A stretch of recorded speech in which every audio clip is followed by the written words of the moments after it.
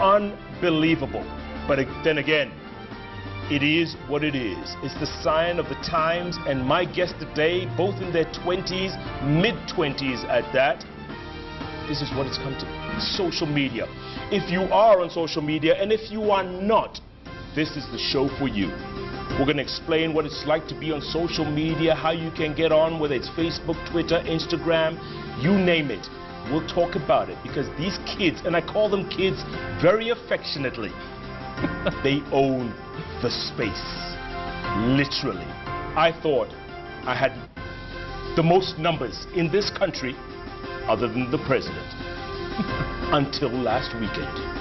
I looked in the rear view mirror and all I saw was dust.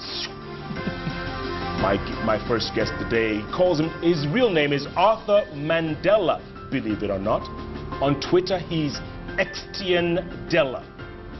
583,000 followers on Twitter, another 120,000 on Facebook, thousands more on Instagram. Unbelievable numbers, but this is his story. He's been voted most influential Twitter personality on the continent twice in a row, 2014, 2015. Voted top 3 most influential online. This kid is on the internet all his life. That's how he makes a living. Listen up. On the far end, the history of the internet. Walking, talking encyclopedia of the internet. He gives talks, he gives strategy, he gives all kinds of talks about what it's like, who should get on, how you can market, how you can gain and be up on it when it comes to the internet. He runs a company called Nendo. It's a strategic and storytelling digital network. Get in touch with him. His name is Mark Kaigwa, 27 years old. Xtian Dela is 25. Both of them, between their 2 ages, they just beat me by like 2. Gentlemen, good to see you, man. It's a pleasure. Good to be here, Jeff. Mark, good to be here. Fantastic. We were together a couple of days ago. Yes, right. And I had a really good time, and I figured, you know, on that platform, great, it was fantastic. It's on YouTube already. But let's tell a different audience. Yes. People, especially Mark, who are afraid, because I was afraid and you were afraid to get on Twitter initially, because it's a scary thing, you know, a brave new world. Mark, when did Twitter first begin? When did Facebook first begin? How did Kenyans jump on and ride this bandwagon? Well, Jeff, if you're looking at Kenya and our story when it comes to the internet as far as a nation, really the most pivotal years could be said to be from 2010 onwards. 2010 was a significant year. 2009 was one where, at least just historically, this same television network actually aired what at that time was the first live... You can mention it, yes, I don't mind. yeah, okay, yes. They aired what was at that time the first full-length social media interviews live on across screens all over the nation. And the anchor was what's his name? Larry Mado, that's right, that's right. And it included myself and a gentleman called Kenyan. And we just talked about the internet and where it was going. And even that time, we were actually so fortunate as to organize a Twitter conference in December called the 140 Character Conference. 2010? Wow.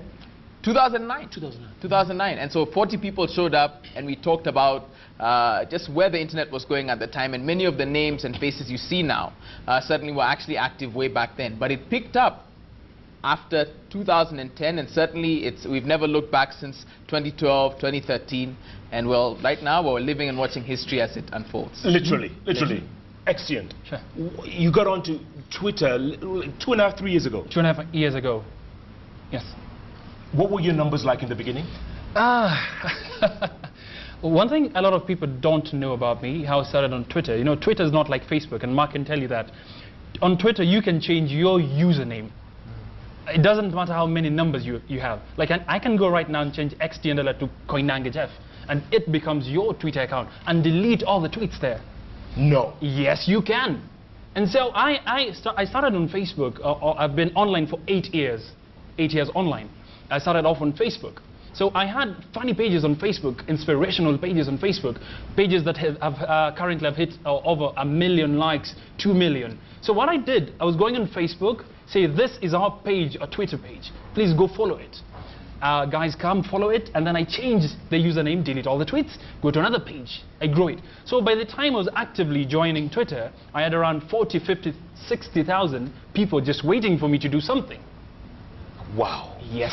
Okay, speaking of Twitter, I didn't give our hashtag today. You had a hashtag going on for the last 11 hours. Yes, it's a hashtag Xtian Dela on JKL. Xtian Dela on JKL. Yes. Let's see a trend. Definitely. But why you? How come you're able? Because I can do a show. I can do a phenomenal show. It won't trend. I'll get like 3 tweets. Right? You talk about nothing. It's not nothing. It's content. Just let me tell you, I plan my content very, very carefully. I don't just tweet for the sake of tweeting. I sleep 4 hours each and every day. I plan my content. I research. I literally live online. It's my lifestyle. It's my life. I quit my job because of this, because of social media. I research and I go the whole 9 years on this. Every day. Each and every day. I must see what Nigerians are doing. I must see what Indians are doing. Like Indians are trending right now. Selfie with my daughter, started by the Prime Minister of India, because they want to actually fight the gender imbalance in India. So I know what's going there. And I must see what's going on. So the reason as to why I trend, I subscribe to a school of thought by one great man known as Zig Ziglar. He said, you can have whatever you want in life as long as you help enough others gain what they want. So on social media, when I got in, there was a lot of segmentation. Mark Kaigo can tell you this. There were the bigwigs, the class A's, the Twitter A's, and the Twitter Z's. So when I came in, I was very confused. Where do I lie? Where do I go? This is my thing. Yes. And I saw, okay, there's a very big gap. A lot of people are joining social media each and every day. I join social media today, I don't know who to follow. It becomes boring, I log out, I go. But I noticed there's a gap, and I stood in the gap. I said, you come to me, I have the numbers. Let me help you gain followers. And I started something known as the follow train, Xtian Dela follow train. This is the hashtag. So when you go to that hashtag, the rules are simple. Tweet on their hashtag. If anyone sees you tweeting on their hashtag, they are going to follow you, and you must follow them back. And you gain followers. Look at it like this. Jeff Koinange, you've joined Twitter today. You don't know anyone, you don't have any followers, and you hear this Xtian Dela guy who will help you gain followers. So you come to me, I start a hashtag, you go there, you gain 500 Twitter followers, hot Twitter followers who are Kenyans. Real followers. In a week, a month, or 2, you'll have 5,000 followers. So you'll always be faithful to me, and you'll love me because I've helped you gain followers. And I love you because when I tweet something, you'll retweet it. Yes. If I start a hashtag, you'll start it. And vice versa. And that's what people don't get. We need to help each other grow. Mark, what are the A to Z's of Twitter? You explained that wonderfully the other day. Go ahead. So the A to Z of Kenyan Twitter is an entire digital alphabet. So there's a lot of people, Jeff, who are watching right now, and they say, look, Mark, I've had a smartphone for over 10 years. I've had access to the internet. I still have my Yahoo email address, Hotmail, Outlook, Gmail. I've been somebody who's familiar with how the internet works. I use search engines. But this social media thing, Mark, I don't know where to start. And so for us, we tried to work backwards. In the same way, perhaps, that found Xtian some years ago, we tried to write a guide that's essentially saying this is the on-ramp for people to get onto Twitter in particular, but social media and Kenyan social media. Michael Joseph is now, I guess, famous for calling us peculiar, saying that our habits and the things about us, the way we approach, at that time he was talking about calling, but Sunny Binder's gone on to use it to describe us as a nation. Yes. And in this same way, we said, what are the peculiarities of us when it comes to the characters we use, the colloquialisms, the language that nobody will bother to sit back and explain. So in that same way, we took A to Z. What's A? All right, A is for aromat, for example, and the condiment at last year was used quite a bit to show transitions in people from societally to economically. B is for bigwig. Bigwig is the term, but you need to find out how to describe how people approach social media, and perhaps, you know, some people might label him a bigwig because they say, well, you know, you have all these followers. It's about perception and a big chest and chest stamping. C is for Chief Karaoke. We love what he's been able to do. Phenomenal, right? phenomenal. Amazing And I mean, he's on Twitter, but his people in Lanette get it on text. Right. And for all they know, they might not even know a concept of the internet or of technology. So he's encouraging to us because you don't have to buy in to I have the email, I logged on, but the power of social media to connect us as communities of people who have mobile devices or better, right? It could be a simple thing that has a flashlight, can text and call, down to the iPhone 6s and all the Android devices of this world. Right. So what we said is, let's actually make ABCs all the way to Z. Z is for zero chills, right? Which, as we talked about, is a frame of mind that Kenyans, particularly those on Twitter, but certainly everywhere, that the internet exists, lose all social decorum. They can get aggressive. They can actually get snarky and attack you. Cyberbullying would fall into that category. And so you have all of these things. Someone Tell being one of the most famous ones.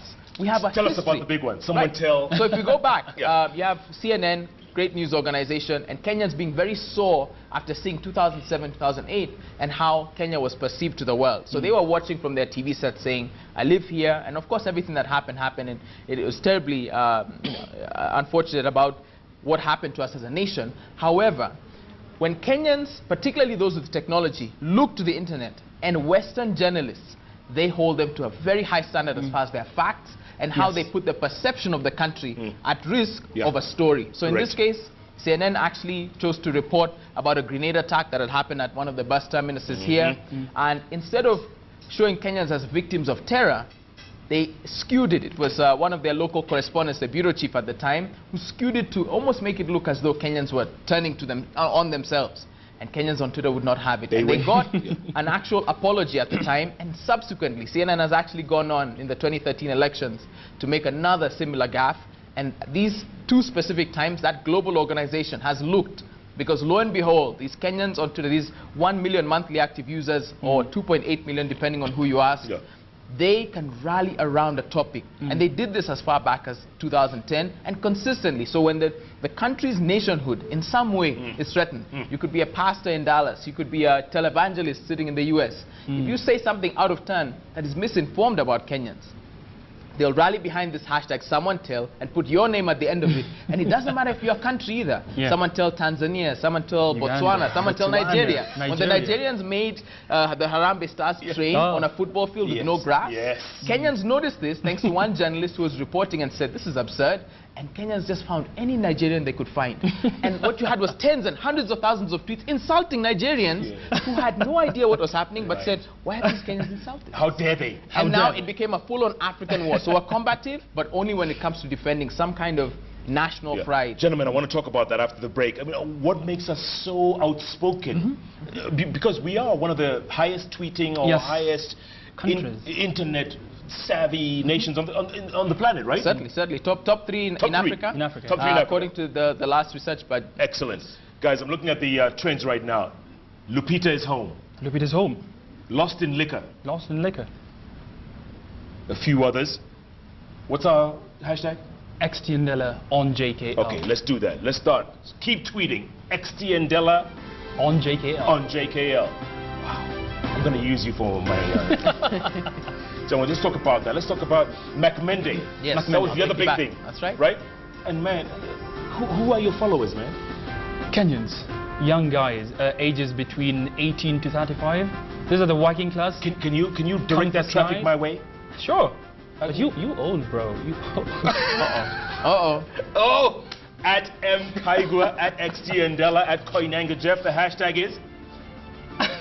I'm still laughing at you. Xtian Dela on JKL. My goodness.